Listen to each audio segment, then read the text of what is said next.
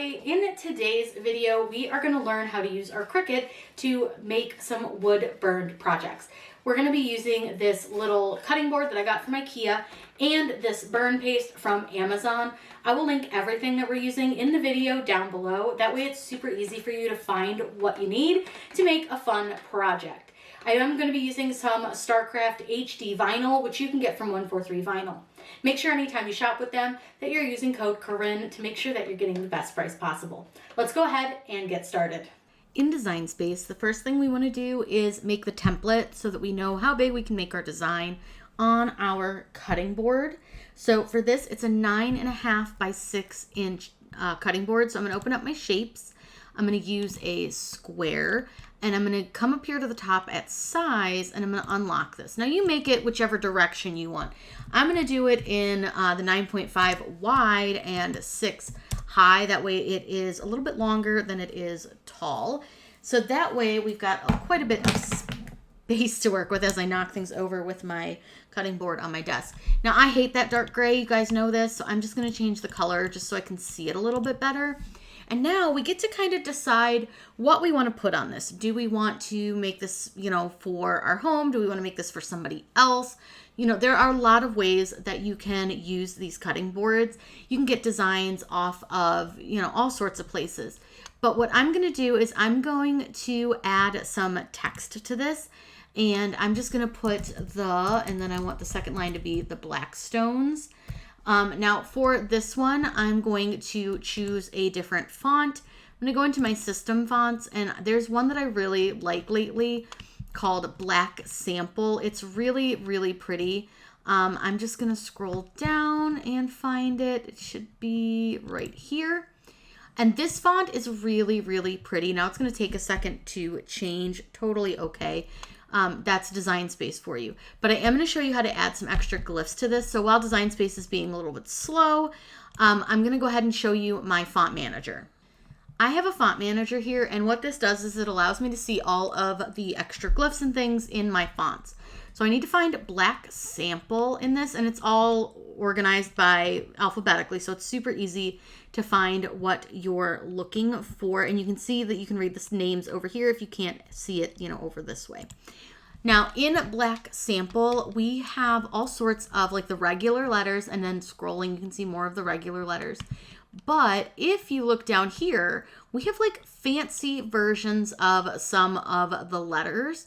So like the E, you can do fancy, you can do a fancier B. You can kind of play around with it and do whatever you want. Now let's say we want to use this fancy B.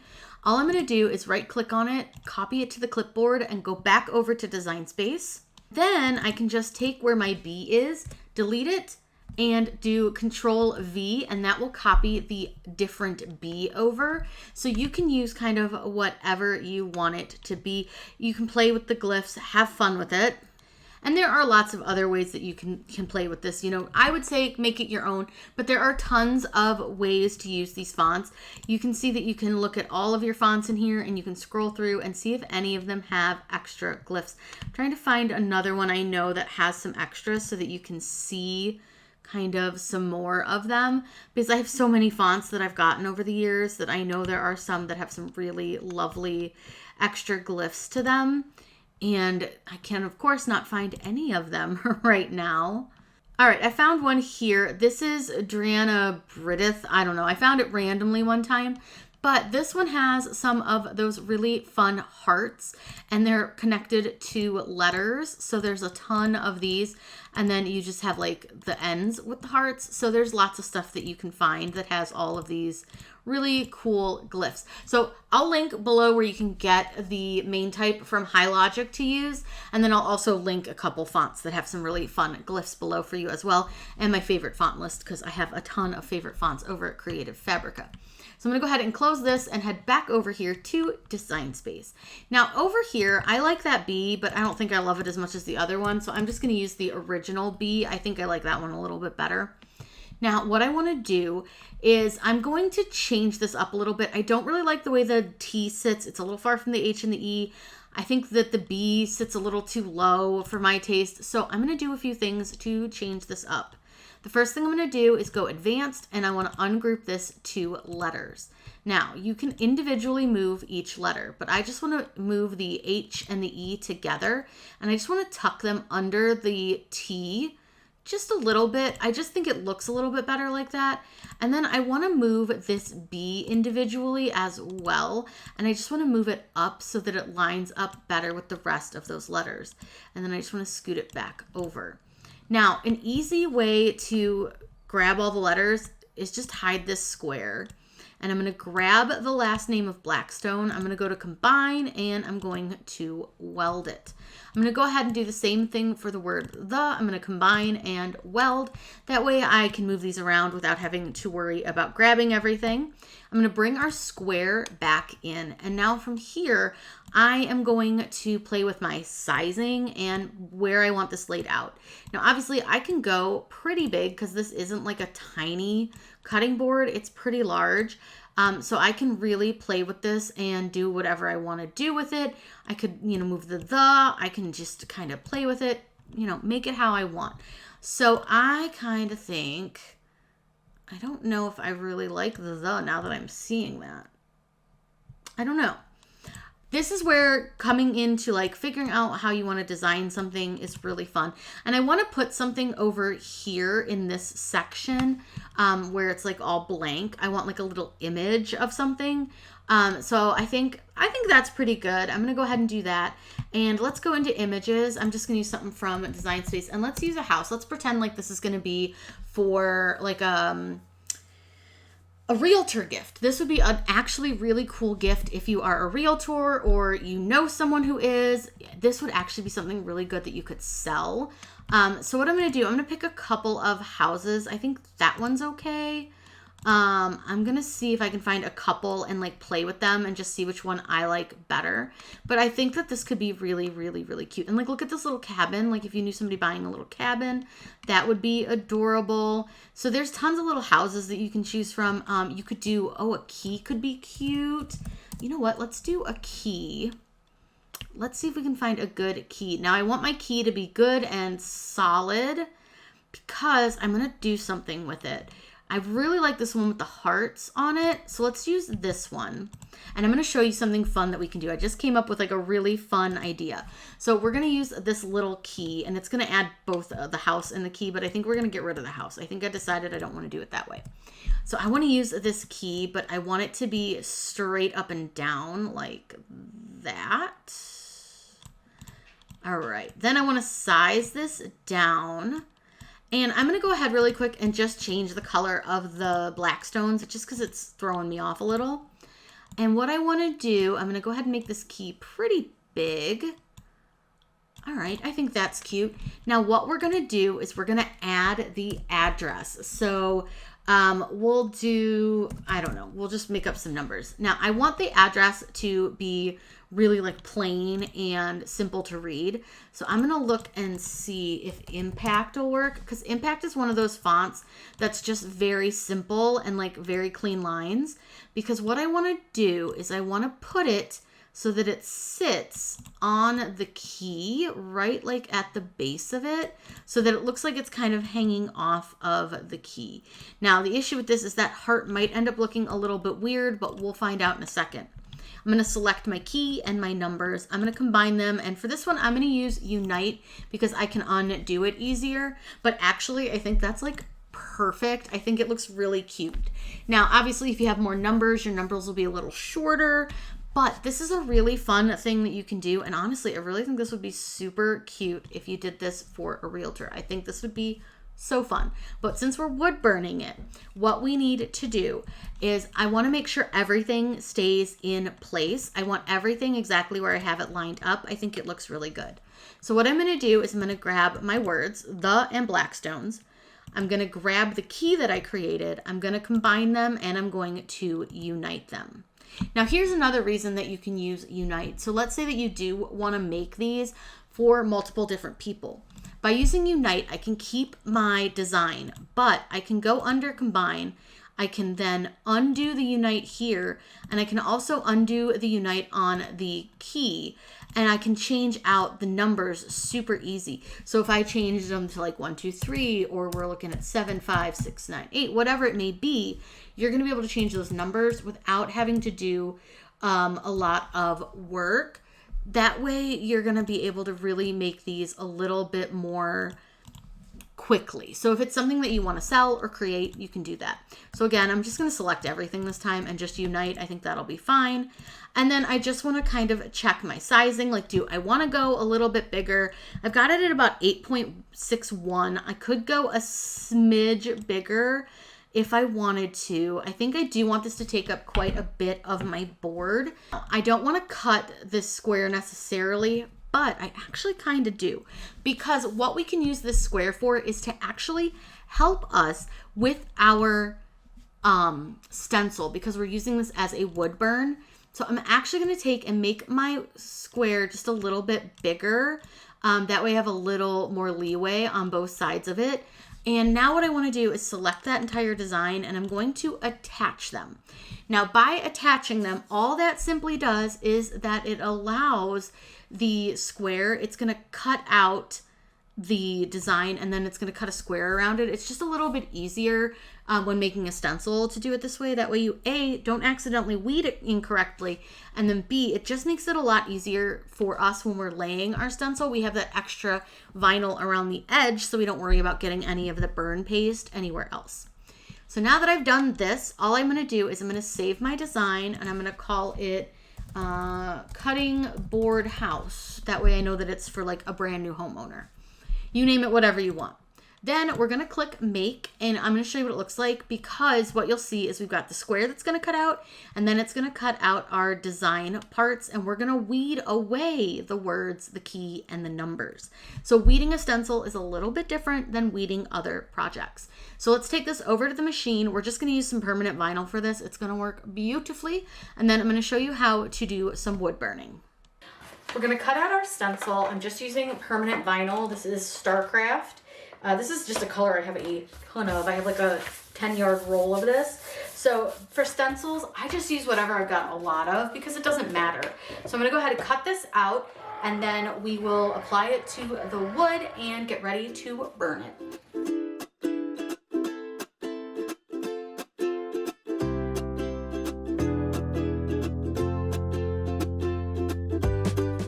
It's important to remember when you're weeding for a stencil that you weed out the portions that you want the paint, or in this case, the burn paste, to go through. Now we're going to be using medium tack transfer tape for this. So I'm just rolling out a little bit, and then all I do is I place my design, if my roll would stop trying to roll away. I place my design face down. Doesn't have to be even or perfect, whatever. And then I'm just going to go ahead and trim this off.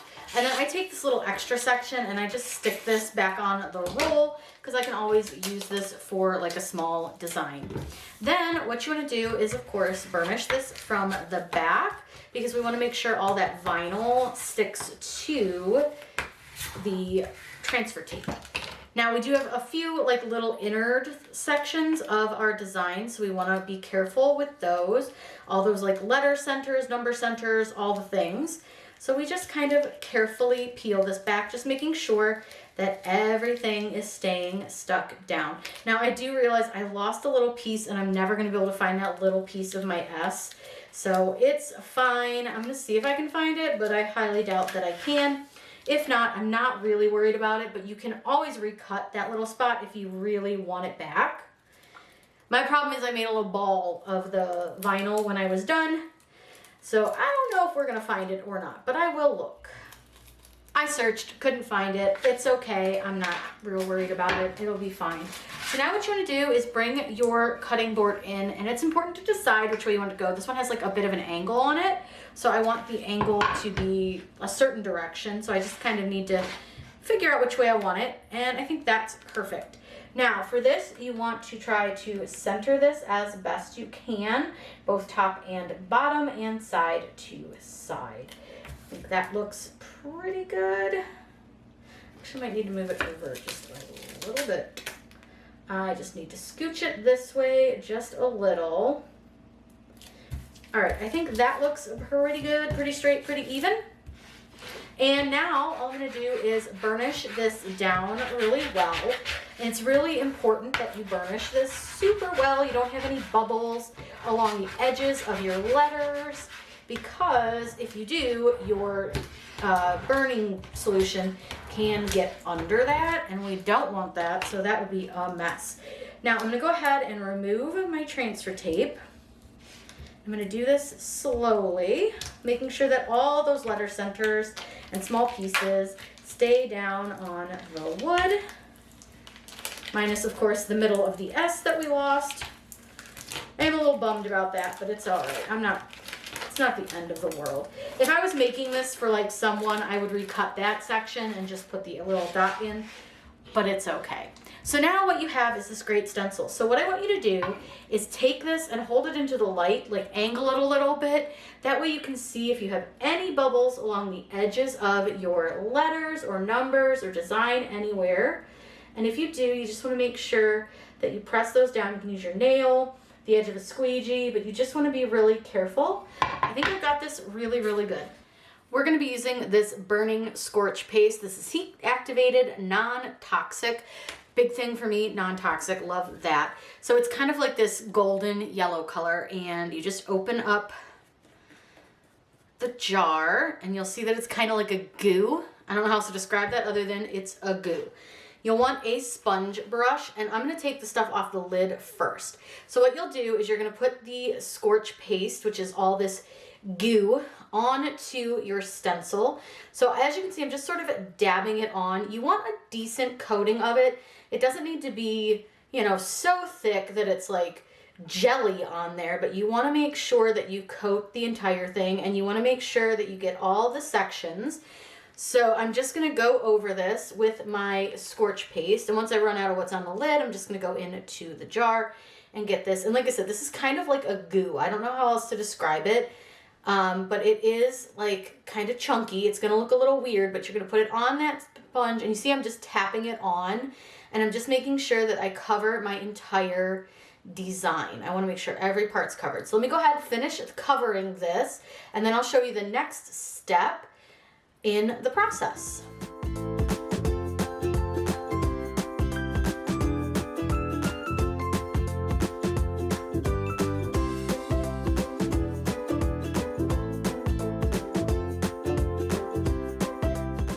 Once I've got it all covered, I'm going to go ahead and squeegee kind of with the edge of my sponge all of it back into the jar. Now you don't want to close your jar just yet, because you want to come in with a regular squeegee. I'm just going to use one of the ones that I use for vinyl, and I can wipe it off with a baby wipe when I'm done. But you want to very gently come through, and you want to take off any of the excess goo that's on there. So you can see I got quite a bit of the junk on there. You just, like I said, gently do it, and you want to be careful not to get it on to the bare wood that is going to not be part of your stencil. So I recommend kind of going in small sections, gently going over it. And like I said, I'm making sure I'm not going to touch any of the bare wood section with any of my torch paste here, because if you do, you could end up getting it on two parts that we didn't want to be burned. Now I totally just put my hands in it, it's fine. Luckily, non-toxic. That's why I like this, because it is a non-toxic way to do this. I find the non-toxic way better. It also has no smell to me. Now if you smell it, let me know, but I can't smell anything off of it. I did try to smell it earlier just to see, and then I thought, I'll try it again now that I've left it open for a little bit, but I don't have any scent coming off of it. Now we need to let this sit for about 2 to 3 minutes. So while this is sitting, I'm going to clean my squeegee, clean my hands, put all this stuff away, and then I'll show you how to remove the stencil. We're ready to remove the stencil, and one thing I recommend having is a bag to put it right into, because you don't want to get this torch paste all over the place. So if you can just peel back the edge if you can reach it. Otherwise you can grab a pin pen. But what I'm going to do is gently peel this back, and we're going to try real hard not to touch the torch paste sections, or the actual like board with any of the torch paste. Now if it rips, I'm just gonna allow it to, because I don't care. I just want to get it off of there as easily as I can. Now it is going to be a little slippery from that torch paste, so that's one thing I will warn you about. It is a bit on the slippery side where the torch paste was, but you can start to see where that torch paste is sitting. So I'm going to go ahead and just get this all peeled off. Again, gentle as you can. Sometimes you got to be a little violent, but then I want you to put it right into the bag so that it doesn't get anywhere you don't want it. And then we're just gonna go ahead and keep peeling. So I'll come back as soon as we're all done with this. Just make sure that you're taking your time. Like I said, making sure that you're not touching the board where the torch paste is. You don't want it to like smudge or anything. So I'm gonna go ahead and just hold it here and get this off. So I'll go ahead and finish this. When we come back, I'll show you how to heat it. I'm gonna be using my Black & Decker heat gun, which has a low and high setting. You use whatever heat gun you want, but you do need a heat gun, not like a blow dryer. I'm gonna turn this on the low setting first. Now I'm gonna put music over this because the heat gun is pretty loud.